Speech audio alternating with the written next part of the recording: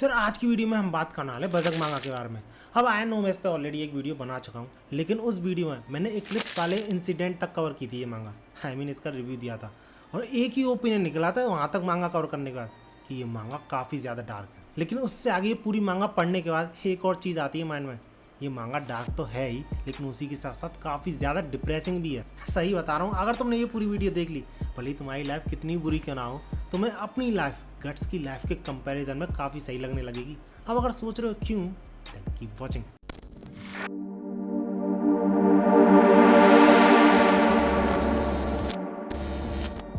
तो first of all, अगर बजरंग मांगा को मैं किसी और मांगा से कंपेयर करूँ तो नॉर्मल मांगास में क्या होता है, प्रोटैगनिस्ट होता है, उसके साथ स्टार्टिंग में चीज़ें बुरी होती हैं, लेकिन एट द एंड वो सब कुछ सही कर देता है अपने लिए और अपने सराउंडिंग पीपल्स के लिए।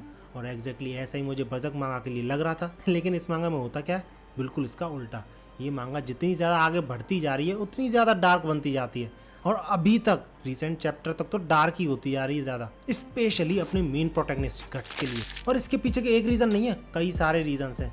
कुछ रीजंस तो मैं पहले ही अपनी पिछली वीडियो में बता चुका हूँ कि गट्स की लाइफ कितनी मुश्किलों से भरी रही थी, लेकिन वो लाइफ कुछ भी नहीं लगती इस पार्ट की लाइफ के लिए, यानी इक्लिप्स के बाद जो लाइफ निकलती है उसके कंपैरिजन में। क्योंकि उस इंसिडेंट में अपनी लवर यानी कास्का के साथ इतना बुरा होते हुए देखने के बाद गट्स सही में अपनी लाइफ को ढंग से जी ही नहीं पाता। जब भी वो थोड़ा बहुत नॉर्मल होने लगता है, उसकी लाइफ नॉर्मल होने लगती है, तभी उसको वही इंसिडेंट बार बार याद आने लगता है, एक बुरे सपने की तरह। और रही बात कास्का की, उस इंसिडेंट के बाद कास्का का भी कुछ अच्छा हाल नहीं था। हाँ, वो ठीक तो हो गई थी और बिल्कुल अच्छी तरीके से हील हो चुकी थी, लेकिन वो अपनी सेनिटी खो देती है, मतलब पागल हो जाती है एक तरीके से। गट्स तक को भूल जाती है, बाकी सबकी तो छोड़ ही दो। और भूलना तक तो ठीक ही था, बंदी बोलना तक भूल जाती है, मतलब उसके मुंह से कोई वर्ड नहीं निकलता।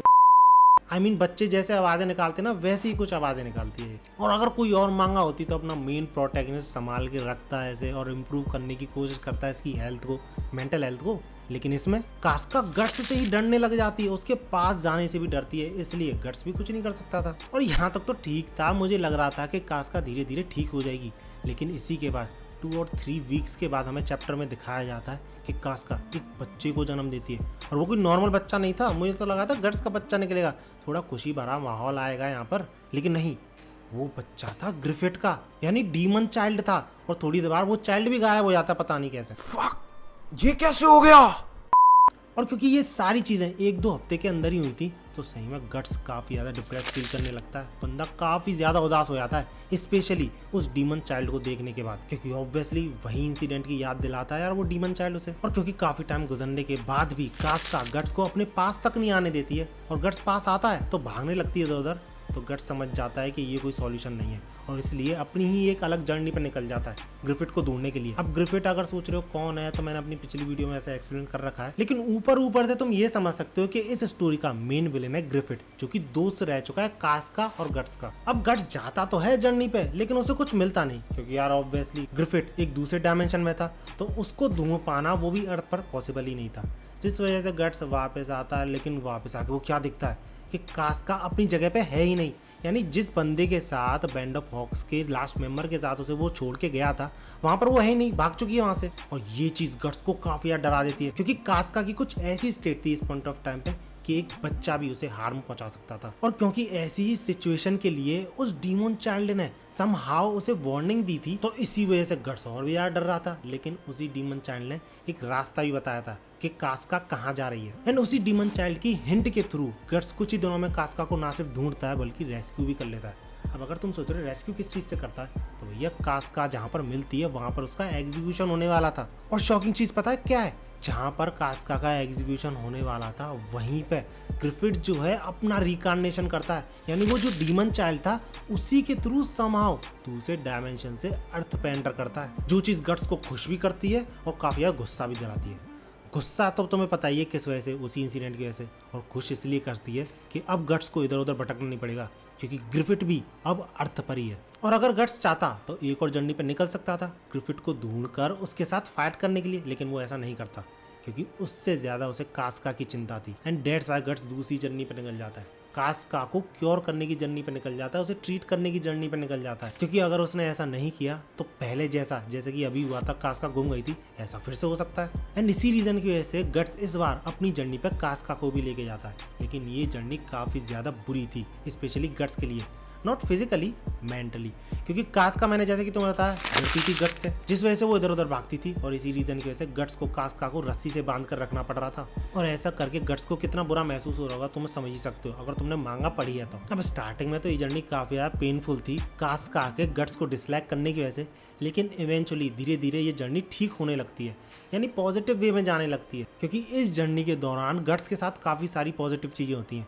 फर्स्ट, उसे काफ़ी सारे टीममेट्स मिलते हैं जो कि कास्का का स्पेशली ध्यान रख सकते थे। दूसरी चीज़, उसे कास्का को ट्रीट करने की एक होप मिलती है, एक तरीका मिलता है जो कि उसे बताया जाता है सम काइंड ऑफ विच के थ्रू। तो बंदा काफ़ी खुश हो जाता है कि कास्का अब ठीक हो सकती है इसी होप को लेकर। और तीसरी चीज़, क्योंकि इस जर्नी के दौरान मॉन्स्टर काफ़ी ज़्यादा स्ट्रॉन्ग होने लगे थे, यानी स्ट्रॉन्ग मॉन्स्टर्स का सामना हो रहा था गट्स से, तो उसकी पावर्स कीप अप नहीं कर पा रही थी उन मॉन्स्टर्स के साथ। एंड इसी दौरान उसे मिलता है उसी विच के थ्रू एक आर्मर, और उस आर्मर की हेल्प से गट्स उन मॉन्स्टर्स को आसानी से पेल के रख सकता था। लेकिन इस आर्मर का भी एक साइड इफेक्ट था जो कि हमें देखने को मिलता है इस मांगा में, जो कि था गट्स की हेल्थ। क्योंकि जितना यूज इस आर्मर को गट्स करेगा उतनी ही बुरी हेल्थ होती जाएगी उसकी, कांपने लगता है बंदा कुछ टाइम बाद तो। लेकिन स्टिल इस छोटे से साइड इफेक्ट्स के साथ गट्स के साथ सब कुछ ठीक हो रहा था। और मुझे भी पर्सनली ऐसा लग रहा था कि एक बार जैसे ही कास्का ठीक हो जाएगी तो गट्स ग्रिफिट के पीछे जाएगा और इनकी फाइट होगी और समहाउ गट्स ग्रिफिट को हरा ही देगा। बट लगता है ऑथर के माइंड में कुछ और ही था, क्योंकि ये मांगा गट्स के फेवर में जाती ही नहीं है। ऐसा फील हो रहा था हम सबको सिर्फ जा रही है, लेकिन ऐसा था नहीं। और जहाँ गट्स बिजी था कास्का को क्योर करने में, इधर उधर भटक रहा था, वहीं दूसरी तरफ ग्रिफिट और भी ज्यादा स्ट्रांग होता जा रहा था, लोगों का यूज करके, मॉन्स्टर्स का यूज करके, और सारी जनता को अपने करिश्मे से इम्प्रेस करके। और सही बता रहा हूँ, ये चीज मैं जब देख रहा था ना कि ग्रिफिट क्या कर रहा है और गट्स क्या कर रहा है, सही में क्वेश्चन ये आ रहा था कि यार गट्स हराएगा कैसे ग्रिफिट को। क्योंकि ग्रिफिट के अंदर में मॉन्स्टर्स ही इतने ज्यादा पावरफुल थे कि गट्स की बस की बात ही नहीं थी उनको हराना। मतलब सिर्फ एक मॉन्स्टर को हराने में गट्स की हालत खराब हो जाए, ऐसे ऐसे तगड़े मॉन्स्टर्स थे। तो उनको कंट्रोल करने वाला ग्रिफिट कितना ज्यादा स्ट्रांग होगा, और इन सबको गट्स अकेला हराएगा कैसे, ये क्वेश्चन जरूर आता है माइंड में। लेकिन स्टिल मुझे ऐसा लगता है कि गट्स कोई ना कोई रास्ता निकाल ही लेगा, और कास्का को हील करने का समहाउ किसी तरीके की जर्नी पे, ट्रेनिंग वाली जो जर्नी होती है, आर्क होता है ट्रेनिंग आर्क, वैसा आर्क हमें दिखाया जाएगा। उसमें गट्स स्ट्रांग बनेगा और तब जाके ग्रिफिट को हराएगा। और जब कास्का ठीक हो जाती है, उसका माइंड बिल्कुल ठीक हो जाता है, याद आने लगता है उसको सब कुछ, तब मुझे लगता है कि अब ठीक है, गट्स का बारी है अब जाने की और ट्रेन करने की। लेकिन आगे ही नहीं ये मांगा हम सबको और गट्स को एक बहुत बड़ा शॉक देती है। ग्रिफिट की वहां पर एंट्री होती है, बड़ी सरप्राइजिंग एंट्री, और वो कास्का को गट्स के हाथों के नीचे से चुरा के ले जाता है, यूं समझ लो। गट्स कुछ भी नहीं कर पाता, वो अटैक तो करता है ग्रिफिट पे, लेकिन ग्रिफिट को एक स्क्रैच तक नहीं आता उसकी इतनी बड़ी तलवार से।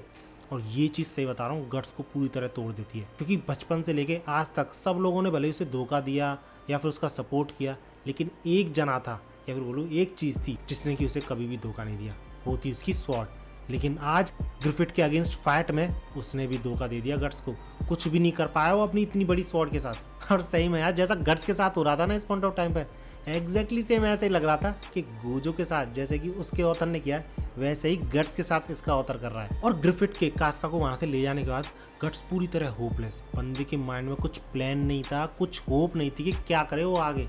कास्का भी उसके हाथ से निकल गई, उसके साथ जो जो कुछ हुआ उसका भी वो बदला नहीं ले पाया। और यही सब हमें रिसेंट चैप्टर तक दिखाया गया है। एटलीस्ट अभी तक तो गट्स के साथ कुछ भी अच्छा नहीं हो रहा है, लेकिन अब क्योंकि कास्का ग्रिफिट के साथ जा चुकी है, तो शायद अब हमें फुल ब्लोन वॉर देखने को मिलेगी इन दोनों के बीच में। क्योंकि ऐसा नहीं है भैया गट्स के साथ कोई भी नहीं है, काफ़ी सारे लोग हैं जो कि गट्स को ज्वाइन कर सकते हैं। वो तुम्हें मांगा पढ़ने में पता चलेगा कौन कौन ज्वाइन कर सकता है। लेकिन स्टिल अभी तक तो रिसेंट चैप्टर तक तो काफ़ी ज़्यादा डिप्रेस्ड मांगा लगी यार ये मुझे। सही में माइंड में एक ही चीज़ आती है, अबे कुछ तो अच्छा हो गट्स के साथ, कुछ भी अच्छा ही नहीं होता। और ग्रिफिट, उसको एक लॉकेट क्या मिल गया, उसकी मदद से उसने क्या क्या कर लिया। बट स्टिल तुम में से कौन कौन ने ये मांगा पढ़ी है, और मांगा पढ़ने के बाद तुम्हारा क्या पॉइंट ऑफ व्यू है, मुझे कमेंट से जरूर बताना। तुम्हें इक्लिप्स से पहले वाली मांगा ज़्यादा पसंद आई थी या फिर इक्लिप्स के बाद वाली मांगा पसंद आई है। पर्सनली मुझे पहली वाली ज़्यादा पसंद आई थी, क्योंकि उसके बाद वाली ज़्यादा ही डिप्रेसिंग है, कितनी बार बोल चुका हूँ मैं। लेकिन पता है क्या चीज़ डिप्रेसिंग नहीं है, इस टी शर्ट को पहनना। तो जल्दी से आप फ्रीक स्टोर पर चेकआउट कर सकते हो इस टी शर्ट को अगर खरीदनी है तो। बाकी वीडियो अच्छी लगी तो लाइक जरूर करना है, ऐसी ही वीडियोस के लिए मेरे चैनल को सब्सक्राइब जरूर कर लेना। मिलते हैं अगली वीडियो में, एंड भागो।